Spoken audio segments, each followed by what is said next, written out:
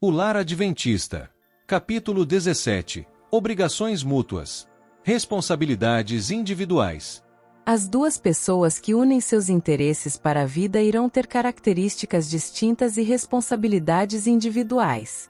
Cada um terá seu trabalho, mas a mulher não pode ser avaliada pela quantidade de trabalho que pode fazer, como se faz com os animais de carga. A esposa deve ser o encanto do círculo familiar como esposa e companheira para um sábio marido. A cada passo deve ela interrogar-se: é esta a norma de uma verdadeira mulher? E, como exercerei minha influência cristã no meu lar?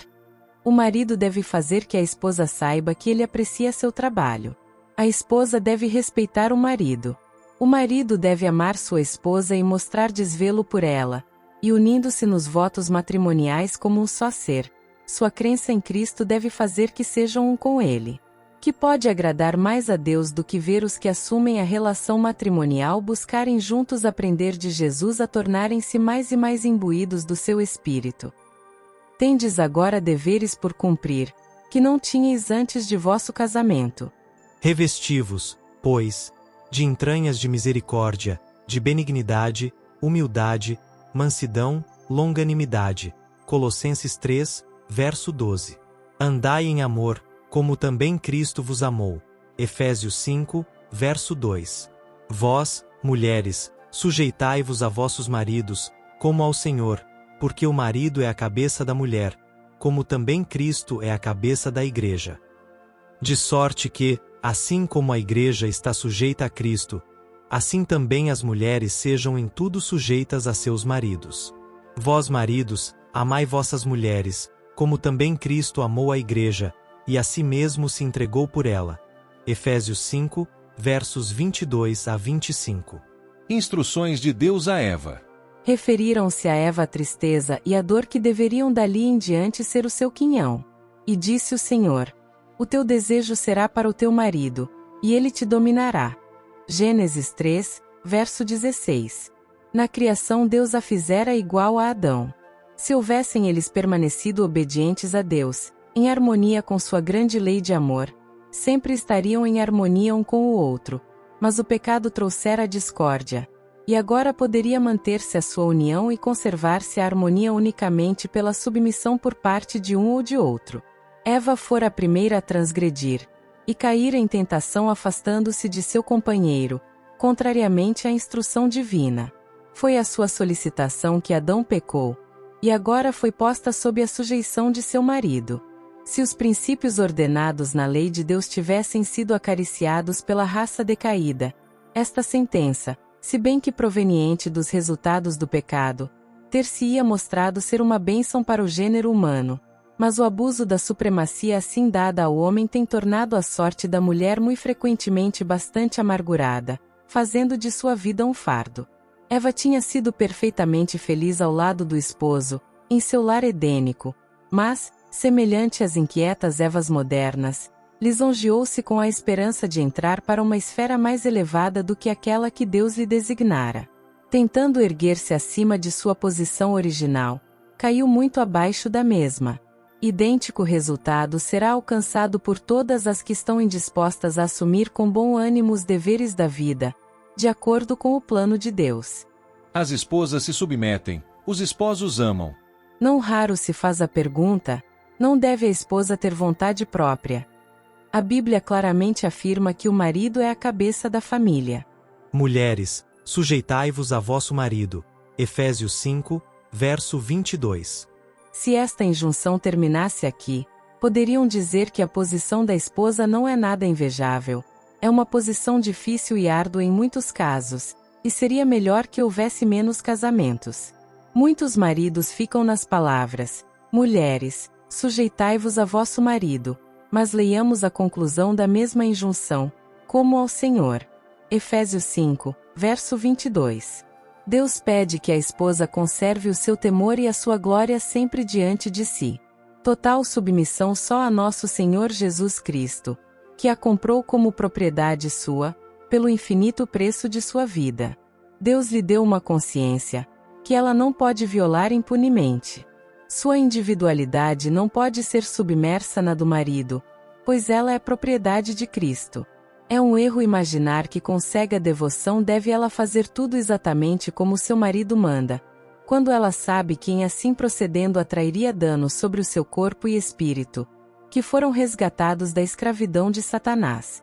Existe um que é mais importante aos olhos da esposa que o marido, é seu redentor, e sua submissão ao marido deve estar na base da indicação de Deus, como ao Senhor. Efésios 5, verso 22.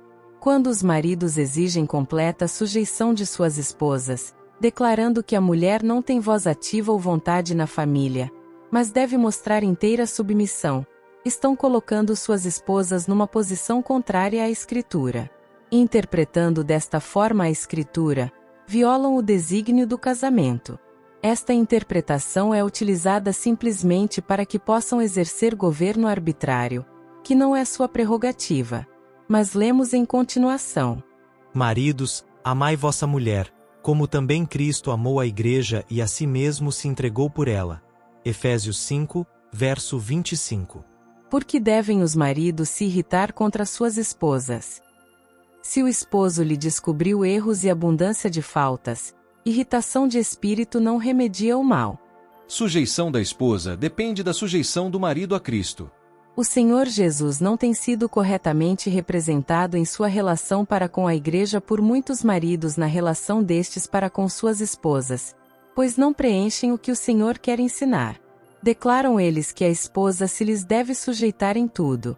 Mas não foi desígnio de Deus que os maridos dominassem como cabeça do lar, quando eles próprios não se submetem a Cristo.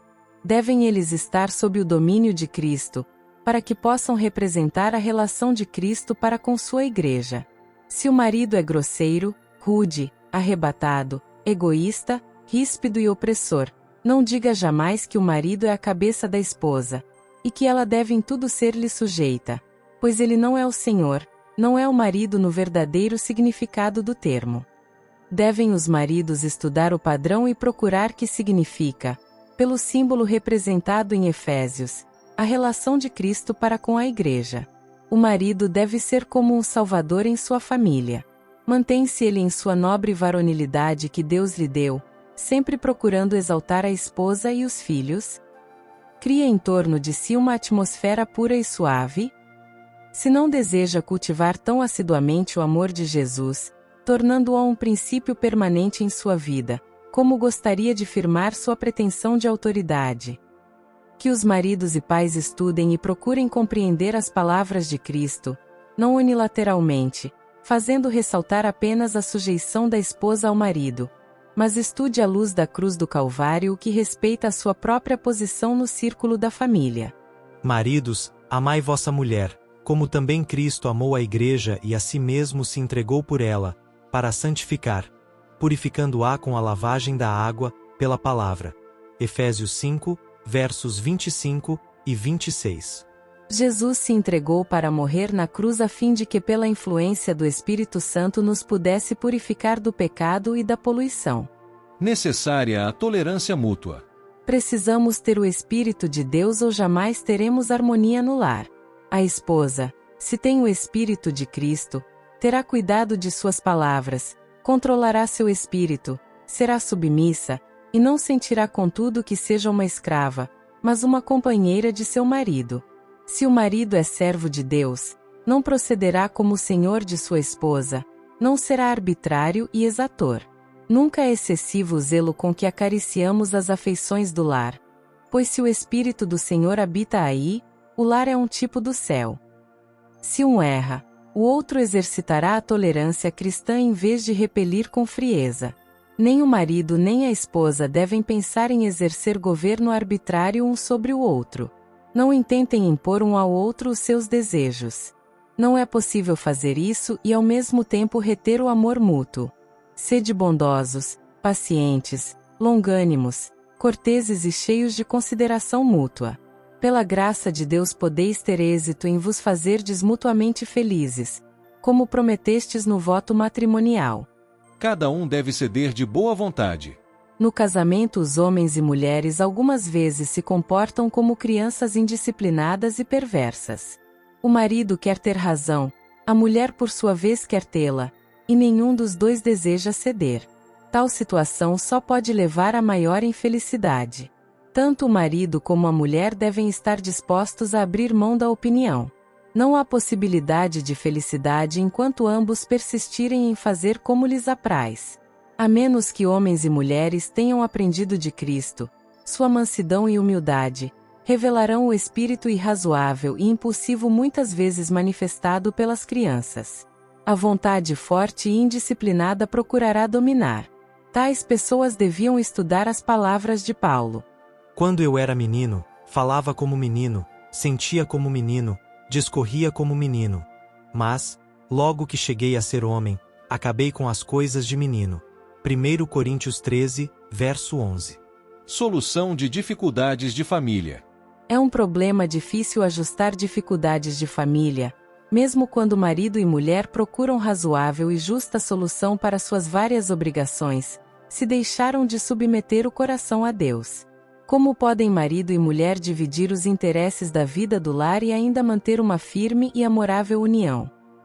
Deviam ter o interesse unificado em tudo que diga respeito à estruturação do lar, e a esposa, se cristã, terá seu interesse com o do esposo, como seu companheiro, pois o marido deve permanecer como cabeça do lar. Conselho a famílias em desarmonia. Tens espírito dominador.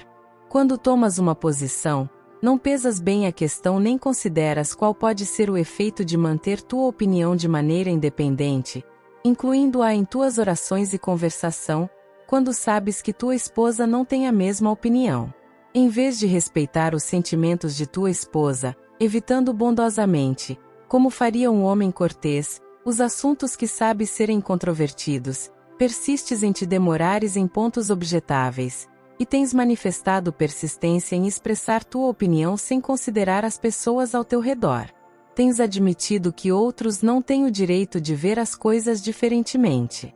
Estes frutos não são produzidos pela árvore cristã. Meu irmão, minha irmã, abri o coração para receberdes a Jesus. Convidai-o a entrar no templo da alma. Ajudai-vos mutuamente a vencer os obstáculos que existem na vida matrimonial de todos. Tereis um feroz conflito para vencer vosso adversário, o diabo, e se esperais que Deus vos ajude nesta batalha, deveis ambos unir-vos na decisão de vencer, encelar vossos lábios contra o falar qualquer palavra inoportuna, mesmo que tenhais de cair sobre vossos joelhos, e clamar: Senhor, repreende o adversário de minha alma. Cristo em cada coração levará à unidade. Se a vontade de Deus é cumprida, marido e mulher respeitarão um ao outro e cultivarão amor e confiança. Tudo que perturbe a paz e união da família deve ser firmemente reprimido, cultivando-se a bondade e o amor. Aquele que manifesta o espírito de compaixão, de longanimidade e amor encontrará o mesmo espírito refletido sobre si. Onde reina o Espírito de Deus, não haverá o falar em propriedades com respeito à relação matrimonial. Se Cristo verdadeiramente estiver formado no interior a esperança da glória, haverá união e amor no lar. Cristo habitando no coração da esposa estará em harmonia com Cristo habitando no coração do marido. Juntos lutarão para alcançar as mansões que Cristo foi preparar para os que o amam.